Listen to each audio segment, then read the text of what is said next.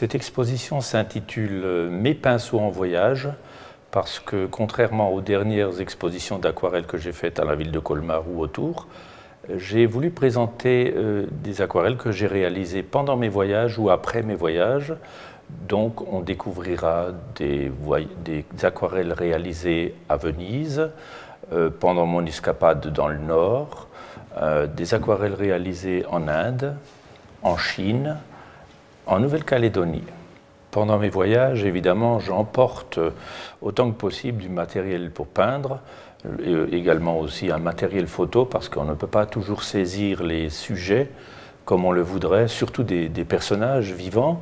Par exemple, au Pérou, j'ai voulu prendre une femme qui refusait de poser, donc il a fallu que je travaille d'après une photo que j'ai réalisée.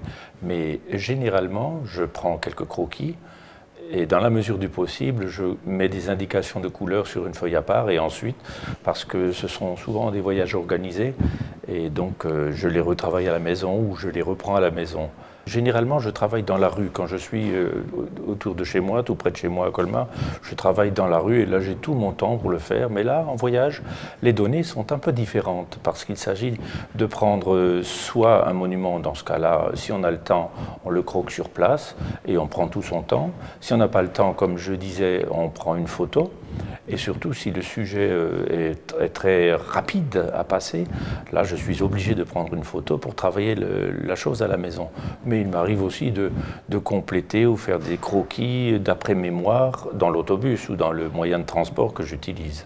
Je les ai présentés de façon chronologique parce que lorsqu'on commence l'exposition, on l'aborde par la gauche de préférence. Certaines personnes m'ont dit l'avoir abordé par la droite et ont été surprises d'être obligées de recommencer parce qu'elles ont compris, étant donné que je mettais des dates sur mes aquarelles, qu'il fallait recommencer dans l'autre sens. Donc je les présente de façon chronologique, mais j'ai une nette préférence pour les toutes dernières parce que je suis tombé en arrêt, par exemple en Nouvelle-Calédonie pendant le mois de janvier où je suis allé voir mes enfants qui vivent là-bas.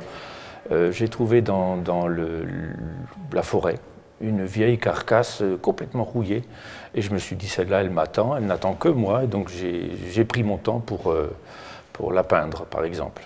Par contre, à côté, on trouvera un crabe, dit un crabe violoniste. Évidemment, lui, il n'a pas voulu prendre la pose, donc il a fallu que je le photographie.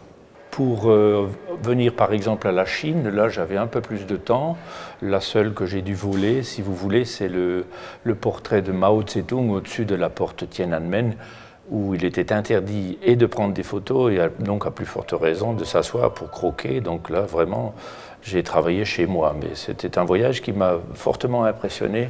Comme cette exposition se tient dans des locaux où je ne suis pas présent, j'ai préféré mettre des petites étiquettes à côté avec des mentions manuscrites pour que le spectateur ou le visiteur puisse se retrouver ou comprendre un peu le pourquoi des choses, comprendre dans quelles conditions j'ai peint, si j'ai peint sur place ou si j'ai été inspiré par telle chose, ce qui explique donc la présence des petits cartons à côté de la plupart des tableaux. Pour terminer, je voudrais peut-être inviter un maximum de gens à venir voir ces aquarelles.